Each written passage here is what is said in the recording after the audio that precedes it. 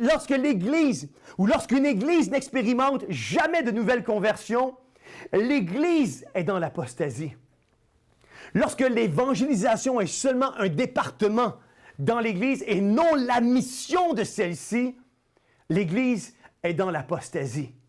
Il y a des églises qui, aujourd'hui, ont simplement un département d'évangélisation. L'évangélisation ne se résume pas à être un département.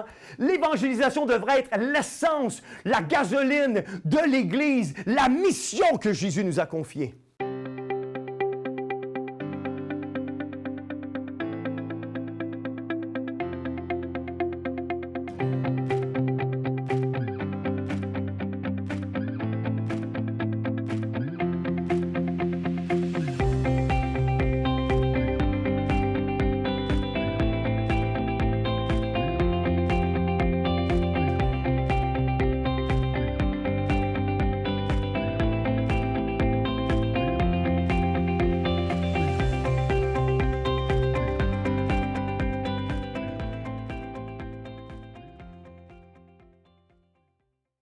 Bonjour, j'espère que vous allez bien. C'est un honneur pour moi de lancer le premier message de l'année 2023 dans le cadre de l'émission théologique. Émission que nous n'avons pas vue d'une manière régulière, d'une façon régulière en 2022, mais que nous avons décidé de mettre de l'avant cette année. À chaque vendredi matin, va sortir un message qui va être apporté par différents prédicateurs tout au long de l'année. Et je lance cette année, en 2023, la première de l'émission théologique. Je vais également profiter de l'occasion pour vous souhaiter à tous ceux qui nous regardent une bonne et heureuse année 2023. Je vous souhaite évidemment de la santé, du bonheur, de la prospérité, mais je vous souhaite encore plus de vivre la présence de Dieu à un autre niveau dans votre vie. Je vous souhaite de vivre des percées.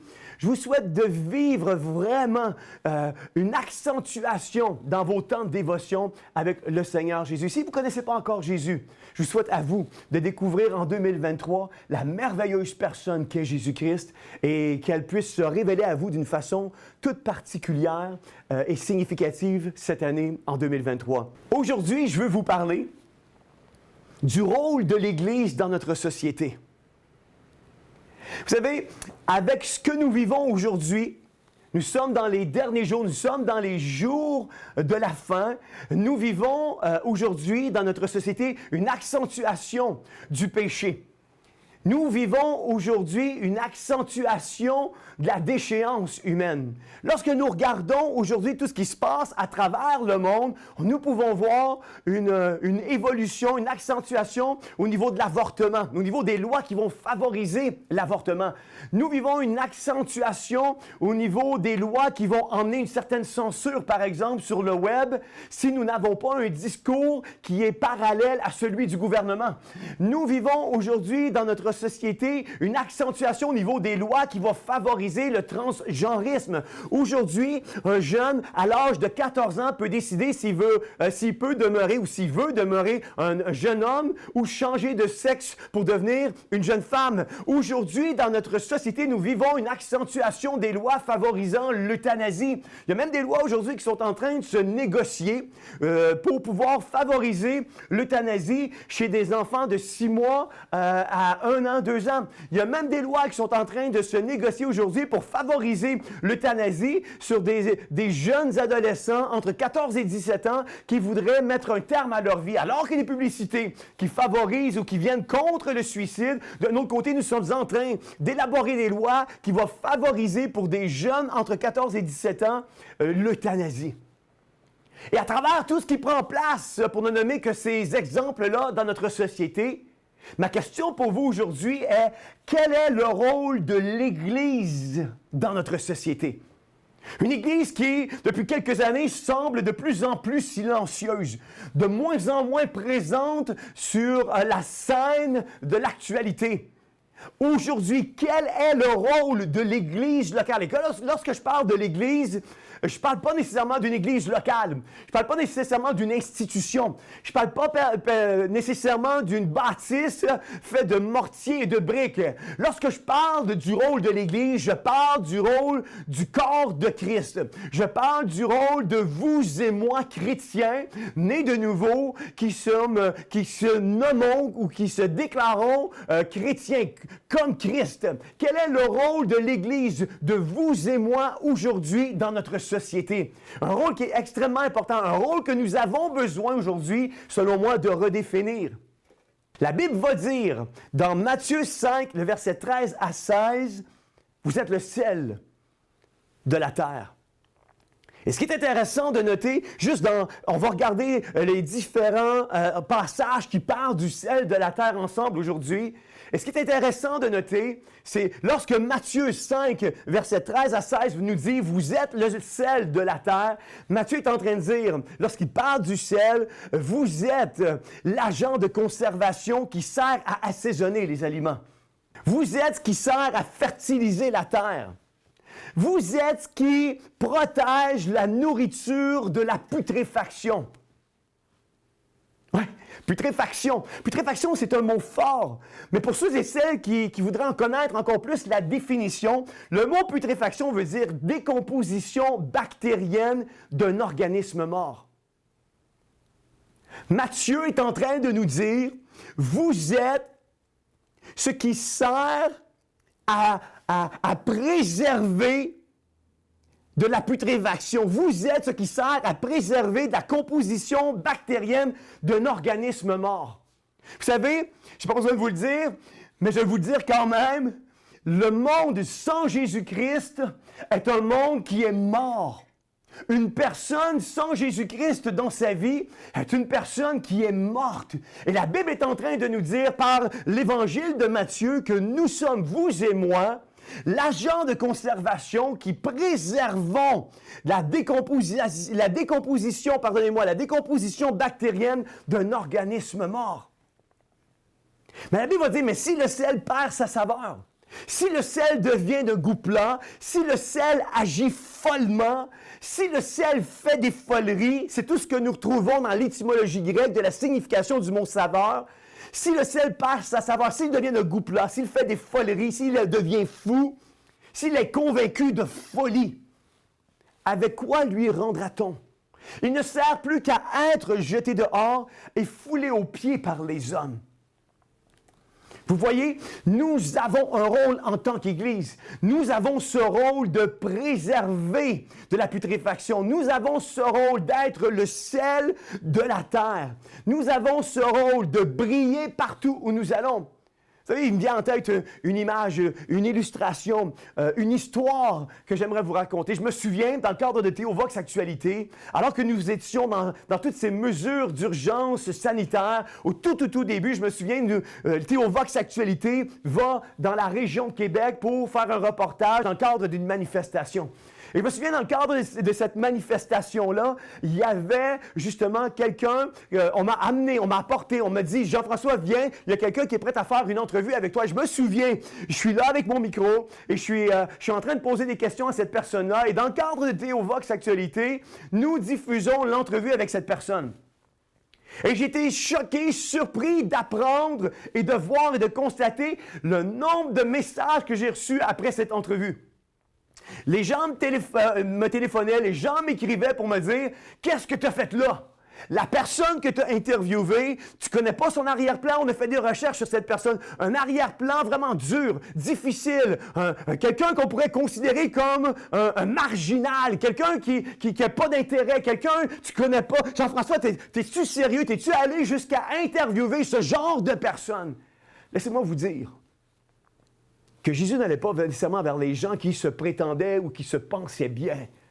Jésus allait vers ceux qui se trouvaient à être les rejets, les rebuts de la société. Et on est tellement devenus avec un discours religieux à l'intérieur de notre Église locale que nous faisons une scission, que nous faisons une séparation entre certaines personnes et d'autres personnes. Et nous voulons plus et davantage s'acoquiner avec des gens de bonne vie que des gens qui auraient un arrière-plan qui serait un peu plus marginalisé. La parole de Dieu dit que nous sommes le sel de la terre, vous et moi. Nous sommes la lumière du monde et nous avons un mandat. Et ce mandat-là n'est pas de rester entre nous le dimanche matin, entre les quatre murs de l'église locale, mais ce mandat-là est d'aller justement vers ceux et celles qui ne connaissent pas le Seigneur Jésus-Christ. Le mandat que Dieu nous a confié, c'est d'aller vers ceux et celles qui sont loin de lui, qui sont des personnes peut-être tantôt marginalisées, tantôt de bonne famille, qui sont peut-être tantôt des gens bien fortunés ou tantôt des gens très appauvris ou qui sont dans le besoin. Mais néanmoins, ce que Dieu vous demande et ce que Dieu me demande est que nous puissions réaliser la commission, le mandat que Dieu nous a confié en cette année 2023 est d'aller vers tous ceux et celles, peu importe l'arrière-plan, qui ont besoin de Jésus. Que notre cœur puisse battre aujourd'hui au même diapason, au même tempo que celui de Jésus-Christ. On a cru un mensonge également aujourd'hui. Un mensonge qui est imminent dans l'Église aujourd'hui et qui fait en sorte qu'on se lave les mains et on ne veut pas se mouiller. Est-ce que l'Église aujourd'hui devrait parler de sujets politiques? Vous savez, on ne peut pas séparer. Si tu es un vrai chrétien, chrétien veut dire être comme Christ. Donc, si tu es un vrai chrétien, si tu prétends être comme Christ, il y aura certainement un débordement de tes convictions qui se répercuteront dans des positions politiques. Et encore là, est-ce que ce sont vraiment des positions politiques ou ce sont des positions morales que nous avons transigé vers des positions politiques? Là, la question. On ne peut pas se les séparer. Si tu es un vrai chrétien, si tu dis que tu es un chrétien, si tu dis que tu es un croyant, chrétien veut dire comme Christ, alors il y aura certainement un débordement de tes convictions qui se répercuteront dans des positions politiques. La Bible dira, vous êtes la lumière du monde. Si nous continuons l'évangile de Matthieu, le chapitre 5, au verset 14, la Bible va dire, vous êtes la lumière du monde. Le mot grec pour lumière est phos. Lumière, vous êtes la lumière, vous êtes le feu, vous êtes ce qui est exposé à la vue de tous. La Bible va dire, le mot lumière, dans le grec, a la signification suivante. La Bible dira, vous êtes la vérité morale et spirituelle. Le mot lumière veut dire vérité morale et spirituelle. Nous pourrions relire le verset de la manière suivante, de la façon suivante. Vous êtes la vérité morale et spirituelle du monde. Une ville située sur une montagne ne peut être cachée. Et on n'allume pas une lampe pour la mettre sous le boisseau, mais on la met sur le chandelier et elle éclaire tous ceux qui sont dans la maison. Que votre lumière, que votre vérité morale et spirituelle, c'est ce que ça veut dire le mot lumière, que votre lumière, que votre vérité morale et spirituelle luise ainsi devant les hommes, afin qu'ils voient vos bonnes œuvres et qu'ils glorifient votre Père qui est dans les cieux. Que votre lumière, que votre vérité morale et spirituelle. Et je voulais aller plus loin, j'ai voulu étudier, j'ai voulu voir quelle était la signification du mot moral. Vraiment, comprendre vraiment ce que moral veut dire. Moral, dans le dictionnaire Larousse, veut dire science du bien et du mal. Wow! C'est très, très, très significatif. Que votre lumière, que votre vérité morale et spirituelle luise devant les hommes. Que ce qui est, en fait, la science du bien et du mal passe à travers vous et puisse briller devant les hommes. C'est le mandat que Dieu nous a donné. Il y a même un verset dans Jean 3, 19, les versets à 21, Jean 3, pardonnez-moi, les versets 19 à 21 va dire ce qui suit. Voici comment la condamnation se manifeste. La lumière, la vérité morale et spirituelle, qui est Jésus-Christ, est venue dans le monde. Mais les hommes préfèrent l'obscurité à la lumière, la vérité morale et spirituelle, en l'occurrence Jésus-Christ dans Jean 3, 19, 21, parce qu'ils agissent mal. Quiconque fait le mal déteste la vérité morale et spirituelle, Jésus, et s'en écarte car il a peur que ses mauvaises actions apparaissent en plein jour. Mais celui qui obéit à la vérité vient à la lumière, vient à la vérité morale et spirituelle, afin qu'on voit clairement que ses actions sont accomplies en accord avec Dieu. Jean 8,12 va dire, Jésus leur dit, « Je suis la lumière, je suis la vérité morale et spirituelle du monde. Celui qui me suit ne marchera pas dans les ténèbres, mais il aura la lumière, la vérité morale et spirituelle. Il aura Jésus, qui est la vérité morale et spirituelle, qui est cette lumière dont on parle dans Matthieu 5 et dans Jean. Il aura la lumière de la vie. » La Bible va même aller un peu plus loin, que votre lumière luise ainsi devant les hommes afin qu'ils voient. Et lorsqu'on parle du mot « voir », dans la portion de ce passage des Écritures, le mot « voir » n'est pas passif. Le mot « voir » est actif. Parce que le mot « voir » veut dire, quand on regarde l'étymologie de ce mot-là, le mot « voir » veut dire percevoir avec les yeux, apercevoir avec n'importe quel sens, remarquer, discerner, découvrir, tourner les yeux, l'esprit, l'attention vers quelque chose, observer, examiner, inspecter, expérimenter un état, une condition, découvrir. Le mot « voir » veut dire avoir un entretien, visiter, connaître, compréhension, percevoir, chérir, être versé dans. Et c'est intéressant de voir que ce que l'Esprit de Dieu est en train de nous dire à travers Matthieu. Il est en train de dire que vous êtes le sel de la terre, vous êtes la lumière du monde, et que votre lumière luise ainsi, que votre lumière, que votre vérité morale et spirituelle luise ainsi devant les hommes, afin qu'ils voient. Mais le voir n'est pas seulement voir, mais comporte d'avoir une discussion, d'être capable d'avoir une entrevue, d'être capable de comprendre, d'expérimenter un état. Le mot « voir » est un mot « voir » très, très, très actif, plutôt que juste d'être passif. Nous en sommes venus à croire un mensonge. Et le mensonge est le suivant. Pendant des années, nous nous sommes fait dire, ou nous avons dit nous-mêmes que c'est bien plus important d'être que de dire. En d'autres termes, ce que j'essaie de vous exprimer aujourd'hui, c'est on en est venu à dire « Laisse ton témoignage de vie parler beaucoup plus que tes paroles. » On en est venu à dire « J'ai pas besoin de témoigner Jésus. » On en est venu à croire qu'on n'a pas besoin d'ouvrir notre bouche et raconter les bienfaits de Dieu, témoigner et répondre à la grande commission du Seigneur Jésus-Christ. On en est venu même à croire ce mensonge où on a dit « Laisse ton témoignage parler beaucoup plus que tes paroles. » Et vous savez, c'est un mensonge, je crois. Parce que si dans notre entourage, les gens ne savent pas que nous sommes chrétiens, mais que nous sommes une bonne personne, il y a d'autres personnes non-croyants qui ne sont pas nés de nouveau, qui ne connaissent pas, qui n'ont pas de relation avec le Seigneur Jésus-Christ, qui sont des bonnes personnes. Mais laissez-moi vous dire que, en dépit de notre témoignage, je crois que nous devons avoir cette confession. Nous devons avoir cette déclaration où nous proclamons, nous déclarons les bienfaits de Dieu, ce que Dieu a fait dans nos vies par son sacrifice vivant à travers Jésus-Christ à la croix. Et croyez-moi, la journée que vous positionnez qui est Jésus, c'est la journée où le monde va vous scruter à la loupe pour voir si vraiment votre style de vie est en corrélation avec vos déclarations. Juste laisse les gens voir mon style de vie. Ne commets pas une personne à marcher adéquatement pour l'avancement de tout ce que est un vrai chrétien à la lumière de ce que la parole de Dieu dit. Mais laissez-moi vous dire, la journée que vous déclarez que je suis un chrétien né de nouveau, que Jésus-Christ est dans ma vie, j'ai trouvé Jésus, il m'a sauvé, il m'a racheté, et voilà maintenant quel est mon style de vie, et voilà maintenant les choses que je fais pour lui. Laissez-moi vous dire que la journée que vous le déclarez, c'est la journée où les gens vont vous scruter, vont vous observer pour voir si vous êtes vraiment en harmonie avec tout ce que vous dites. Je ne suis pas en train de dire que ce n'est pas bon d'être une bonne personne et juste de prêcher par notre témoignage.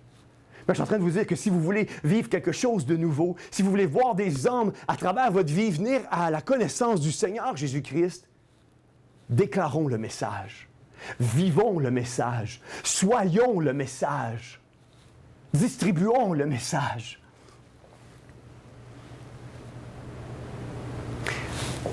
Que votre lumière luise ainsi devant les hommes afin qu'ils voient de façon active vos bonnes œuvres. Vos bonnes œuvres. Vos bonnes œuvres. Tout produit réalisé par la foi. La Bible va nous dire la foi sans les œuvres, elle est morte. Mais qu'il puisse y avoir des œuvres qui émane de notre foi en le Seigneur Jésus-Christ.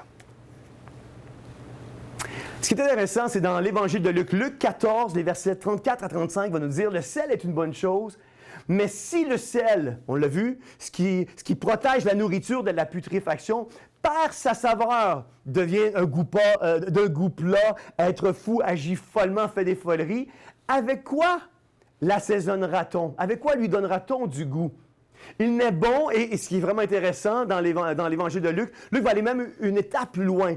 Il n'est bon ni pour la terre, ni pour le fumier. En d'autres termes, ce que Luc est en train de nous dire que le fumier a plus de valeur que le sel qui a perdu sa saveur. On rit pas, là. On est vraiment sérieux. Le sel qui perd sa saveur, il n'est ni bon pour la terre, ni bon pour le fumier. En d'autres termes, si le sel perd sa saveur, Luc est en train de nous dire que le fumier a beaucoup plus de valeur que le sel qui a perdu sa saveur.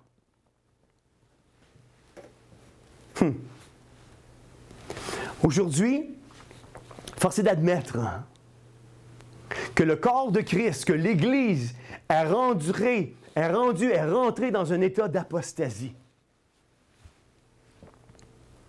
C'est quoi, selon vous, une Église apostate? Il y a un verset dans la parole de Dieu qui dit dans 2 Timothée, le chapitre 3, versets 1 à 5, qui dit « Sache que dans les derniers jours, dit Dieu, les temps seront difficiles, apostasie.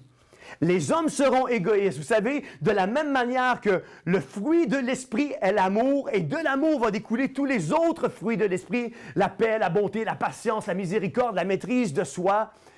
L'égoïsme est le fruit duquel va sortir tous les autres péchés.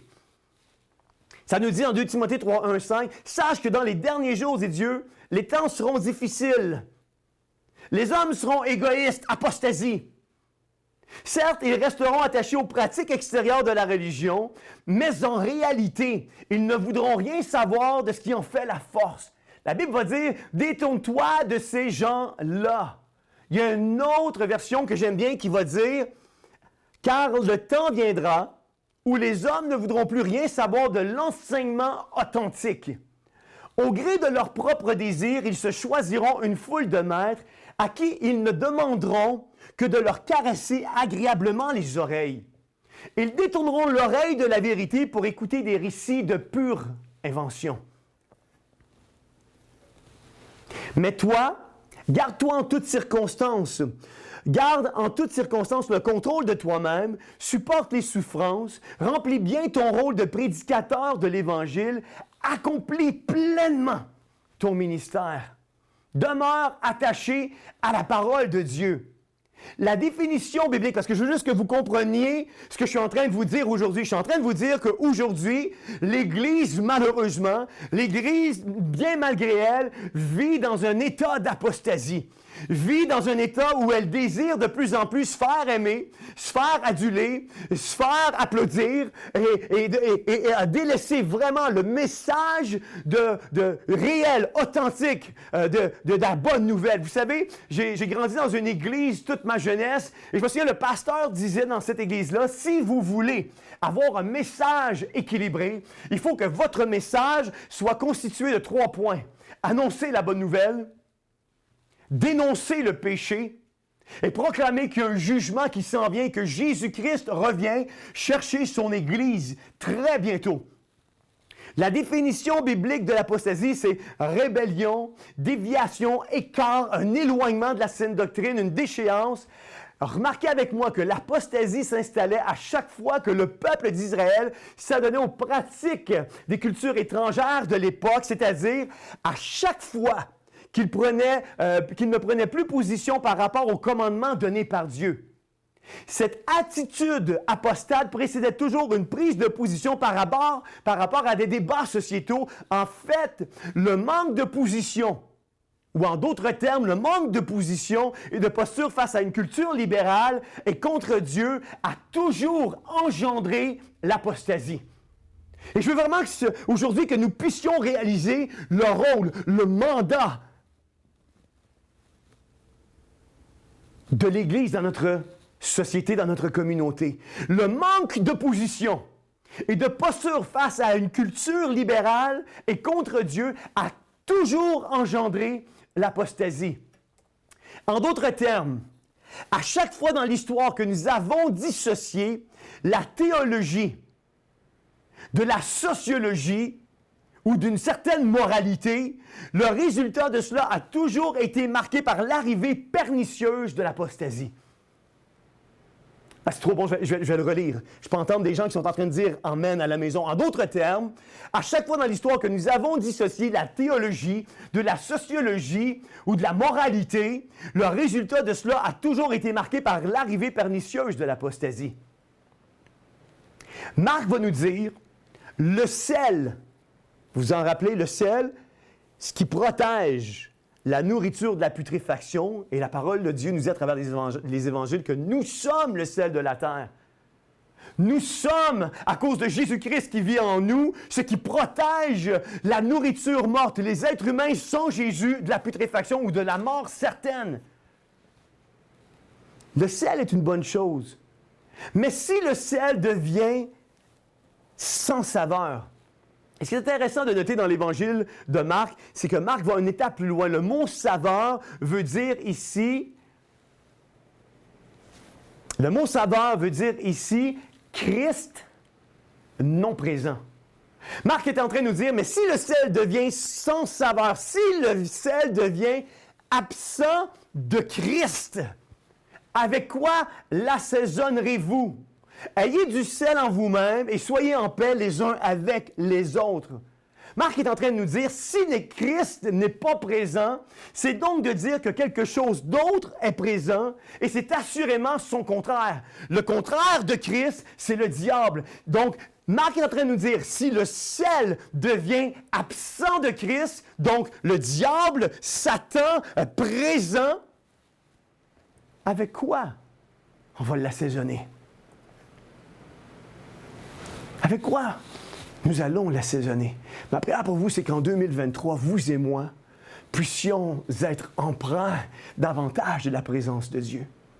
Que nous puissions déclarer, que nous puissions briller, que nous puissions témoigner, que nous puissions exposer, que nous puissions dénoncer, que nous puissions proclamer. Que nous puissions prendre des positions. C'est pas normal que lorsqu'il y a la marche pour Jésus, que l'Église n'est pas mobilisée afin de se faire entendre et dire « Nous sommes ici dans le nom de Jésus et nous désirons démontrer à notre société que Jésus-Christ est le Maître, le Seigneur et le Sauveur de nos vies. » C'est pas normal lorsqu'il y a des marches contre l'avortement, donc en faveur de la vie, qu'il n'y ait pas de mobilisation entre les chrétiens pour être présents sur les lieux, dénoncer les suicides, les morts, l'assassinat autour de bébés. La Bible va nous dire que nous sommes appelés à être une voix pour ceux qui n'ont pas de voix. Et c'est pas normal que dans des manifestations de ce genre, que les chrétiens ne se mobilisent pas, ne sont pas là en grand nombre afin de refléter cette vérité morale et spirituelle que nous avons, que nous sommes à travers la personne de Jésus-Christ. Qu'est-ce qui emmène l'Église dans un état d'apostasie? L'apostasie est entrée dans l'Église à cause d'un manque de prise de position de celle-ci sur des débats sociétaux, ce qui a eu pour conséquence de soustraire la persécution qui, elle, la persécution, alimente le feu de la consécration. Oui, oui. Je vais le relire, j'avais travaillé fort pour cette phrase-là. L'apostasie est entrée dans l'Église à cause d'un manque de prise de position de celle-ci sur des débats sociétaux, ce qui a eu pour conséquence de soustraire la persécution qui, elle, la persécution, alimente toujours le feu de la consécration. Le fait que l'Église ne se lève pas contre l'avortement, le fait que l'Église ne prêche pas contre le mariage de même sexe, le fait que l'Église ne se prononce pas contre le transgenrisme, le fait que l'Église ne s'investit pas peut-être dans des conseils d'établissements scolaires pour savoir ce qui va être enseigné à nos enfants et qu'à grand coup rentre tout le lobby homosexuel, les transgenres, les drag queens qui sont là en train d'enseigner de plus en plus à nos enfants, le fait que l'Église ne se lève pas dénote et démontre à quel point l'Église est devenue apostate. Et l'Église du Seigneur Jésus-Christ n'est pas persécutée parce que l'Église du Seigneur Jésus-Christ ne se lève pas.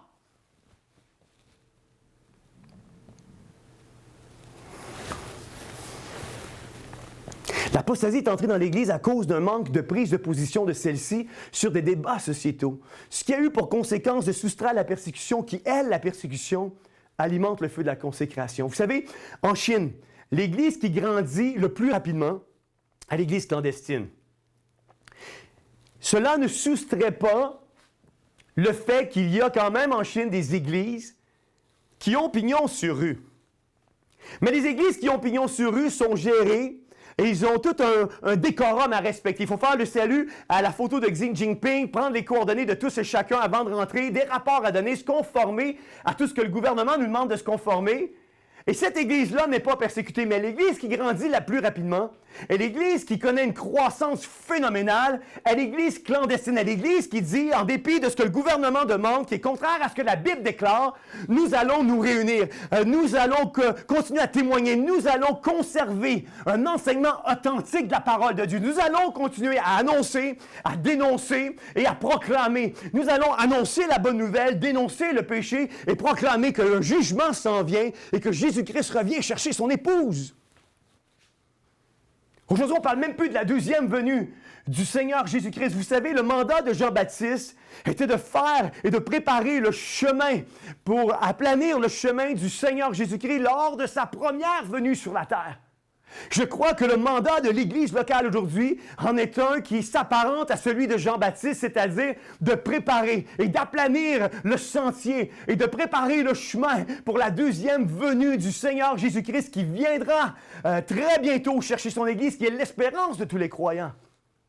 C'est pas normal aujourd'hui que dans nos églises, dans l'institution, il y a des gens qui sont même pas au courant que Jésus-Christ revient chercher son Église. Je ne sais pas pour vous, mais je me souviens dans les années 80, quand j'ai donné ma vie au Seigneur Jésus-Christ, la prédication du retour du Seigneur Jésus était imminente. Et dans les années 80, nous avons vécu à une certaine échelle un genre de réveil où les gens marchaient dans l'authenticité, dans la plénitude des évangiles, de la parole de Dieu, de la bonne nouvelle. Les gens aspiraient à vivre cette vie de sainteté. Les gens aspiraient à vivre cette vie de sanctification. Les gens aspiraient à vivre cette vie radicale pour le Seigneur Jésus-Christ. Qu'en est-il aujourd'hui? L'Église est rendue dans un état d'apostasie. Revenons au message d'authenticité, de véracité de la parole de Dieu. La journée où l'Église a cessé de prendre des positions publiques par rapport à des débats sociétaux est la journée où l'Église, séduite par un mensonge, est entrée dans un état d'apostate, déclarant « On ne mélange pas la politique et la théologie ». L'Église qui n'acceptera pas la persécution sera une Église qui épousera l'acceptation. L'acceptation est la justification face au péché. L'acceptation est la justification face à un manque de sainteté. L'acceptation est la justification face à une abstention dans des débats de société. L'acceptation est la justification face à une certaine universalité. L'acceptation est la justification à demeurer dans la soumission pour éviter les rivalités. Le jour où l'Église n'accepte pas et refuse la persécution devient le jour où elle accepte et marche vers une religion universelle.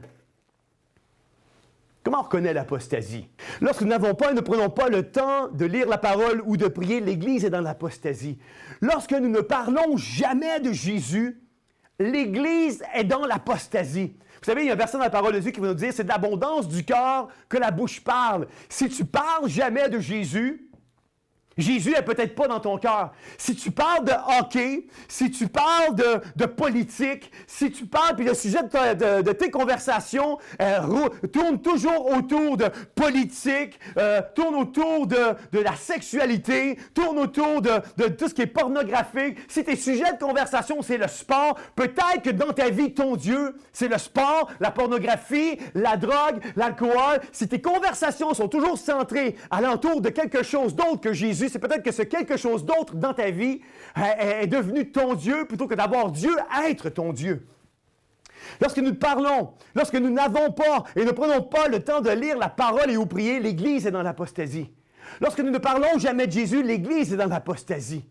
Lorsque l'on a perdu la passion des âmes, l'Église est dans l'apostasie. Mes frères et mes sœurs, les gens qui m'écoutaient, si dans ton cœur tu pleures jamais parce que ta fille, ton fils, ton mari, ta conjointe, ton voisinage, ta famille n'est pas sauvée, puis qu'il y a cette désensibilisation-là, tu es peut-être dans un état apostate toi-même. Il devrait y avoir ce fardeau, cette compassion, ces pleurs, cette intercession, ce combat spirituel en faveur de tous ceux et celles qui, dans notre entourage, ne connaissent pas Jésus, parce que nous savons que leur destination est la séparation éternelle, loin de lui. Ça devrait susciter en nous un désir et un cœur profond de prier, intercéder, en vue de voir le salut se manifester dans leur vie. Lorsque nous sommes rendus à justifier nos péchés, l'Église est dans l'apostasie. Lorsque nous ne nous levons pas pour des positions sociétales, morales, l'Église est dans l'apostasie. Lorsque l'on a perdu la passion des âmes, l'Église est dans l'apostasie. Lorsque nos événements d'évangélisation sont devenus du showbiz chrétien, l'Église est dans l'apostasie. Lorsque le pasteur arrive sur la plateforme durant la louange et sort backstage à l'appel sans se mêler à sa communauté, l'Église est dans l'apostasie. Lorsqu'une Église n'expérimente jamais de nouvelle conversion, l'Église est dans l'apostasie. Lorsque l'évangélisation est seulement un département dans l'Église et non la mission de celle-ci, l'Église est dans l'apostasie. Il y a des églises qui, aujourd'hui, ont simplement un département d'évangélisation. L'évangélisation ne se résume pas à être un département. L'évangélisation devrait être l'essence, la gasoline de l'Église, la mission que Jésus nous a confiée. Lorsque l'Église ou lorsque les chrétiens n'ont pas de relation avec Christ, l'Église est dans l'apostasie. Lorsque les ministres se servent des gens pour faire la promotion de leur ministère, l'Église est dans un état d'apostasie. Lorsque les yeux sont fixés sur ce que l'Église peut me donner, plutôt que qu'est-ce que je pourrais apporter à l'Église, l'Église est dans l'apostasie. On a une génération aujourd'hui, on a de plus en plus de gens aujourd'hui qui fréquentent l'Église pour ce que l'Église peut me donner, plutôt que d'être ouvert à dire « Seigneur, tu m'as placé ici, qu'est-ce que moi je peux apporter à l'Église? » Et le contraire est aussi vrai. On a des pasteurs aujourd'hui, des docteurs, des enseignants, des évangélistes. Nous avons des gens aujourd'hui qui sont en direction de l'Église, qui souffrent du syndrome d'insécurité. Et dans leur insécurité, ils bloquent, ils empêchent tous les gens de rentrer dans leur appel et dans leur destinée. L'Église est dans l'apostasie lorsque nous agissons ainsi. Nous devrions être un carrefour des facilitateurs. Leader, je m'adresse à vous pendant quelques minutes. Nous devrions être des gens qui sont le plus sécuritaires parce que notre position ne dépend pas de ce que nous faisons dans le ministère, mais notre position dépend de ce que Christ a fait, nous a légué. Notre position et notre valorisation passe par notre identité en Jésus-Christ et non pas notre identité ministérielle. Que nous puissions réaliser que Dieu nous confie des gens afin que nous puissions les lancer, les propulser dans leurs appels. Si tu es dans une église où tu es toléré, organise-toi pour déménager et aller dans une église où tu seras célébré, où on pourra promouvoir les dons, les talents que le Seigneur Jésus-Christ t'a confiés. Parce que lorsque tu seras au ciel, tu ne seras pas à côté d'un mouvement, tu ne seras pas à côté de ton pasteur, tu ne seras pas à côté de tout le pharisianisme des temps modernes. Tu vas être seul avec Jésus et Jésus va te demander « Qu'est-ce que tu as fait? » Et le Père va te demander « Qu'est-ce que tu as fait avec mon fils Jésus? Qu'est-ce que tu as fait avec les dons et les talents que je t'ai confiés? »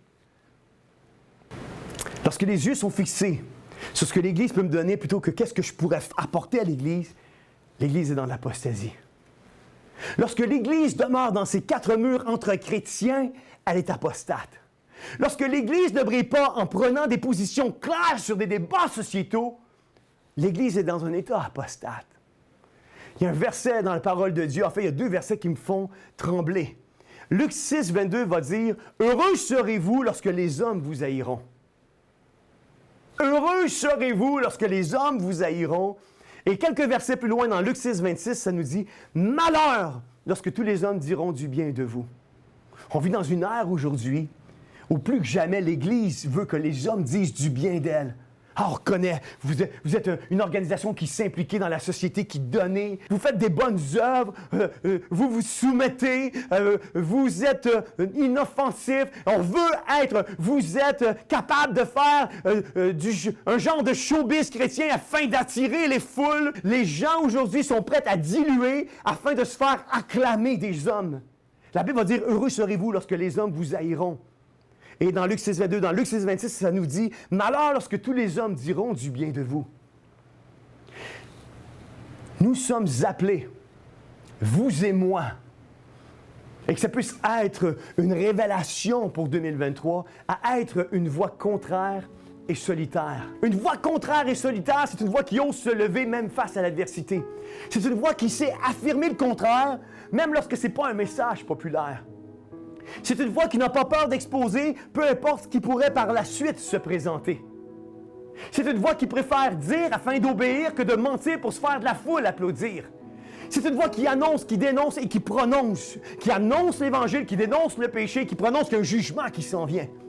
C'est cette voix mal aimée qui vient régulièrement nous confronter, nous stimuler et nous défier à changer. Jean-Baptiste disait « Changez de comportement ». Jésus-Christ, dans sa prédication, disait « Changez de comportement ». Prêcher l'authenticité et la véracité de la parole de Dieu n'est pas un message populaire, mais est un message nécessaire afin que l'humanité puisse se réconcilier avec Dieu le Père à travers la personne de Jésus-Christ. Je veux dire, Jésus est mort sur la croix parce que son message n'était pas un message populaire. Jean-Baptiste, on a coupé sa tête parce que le message n'était pas un message populaire, mais nécessaire. Les apôtres sont morts en martyrs parce que le message n'était pas un message populaire, mais parce qu'il était un message nécessaire. La Bible va nous dire que suivre Jésus a un coût. Le salut est gratuit, mais la grâce de Dieu coûte notre vie. Marc 10, 37, 40 va parler de baptême, de souffrance. Matthieu 16, 24 va dire « Prends sa croix et suivre Jésus ». Matthieu 5, 10, 13 va dire « Heureux ceux qui sont persécutés ». Jean 15, 18, 24 dit « Ils m'ont haï, ils vous haïront ». 1 Jean 3, 13, le monde a de la haine pour vous. Luc 6, 22, réjouissez-vous lorsque l'on vous persécute. 2 Timothée 3, 12, d'ailleurs, tous ceux qui veulent mener une vie fidèle à Dieu dans l'union avec Jésus-Christ seront persécutés. Trop longtemps, on a prêché un message dilué afin de toucher la masse. Mais le vrai message, c'est que suivre Jésus, à suivre Jésus, il y a un coût à payer. Ma prière, c'est que vous et moi puissions réaliser le mandat que tu nous as confié. Que vous et moi puissions vivre la plénitude de la commission qui nous a été confiée. Que vous et moi puissions être ce sel de la terre, cette lumière du monde, ce baromètre, cette vérité morale et spirituelle, qu'en 2023, que nous puissions aller à un autre niveau dans notre relation avec le Seigneur Jésus-Christ. Peu importe la persécution, peu importe qu'on soit mal aimé, peu importe qu'on soit à l'extérieur d'une certaine acclamation ou acceptation, que notre but premier, que notre désir premier, c'est d'être ce serviteur qui vit l'entièreté de la parole de Dieu. Ma prière, c'est qu'en 2023, nous puissions réaliser et que nous puissions être prêts surtout à payer ce prix. Réalisons que Dieu ne nous a pas appelés à suivre un évangile bonbon. Il nous a appelés à suivre un évangile vrai, authentique, radical, sans compromis. Et ma prière, c'est que nous puissions, vous et moi, tendre à marcher dans cette direction.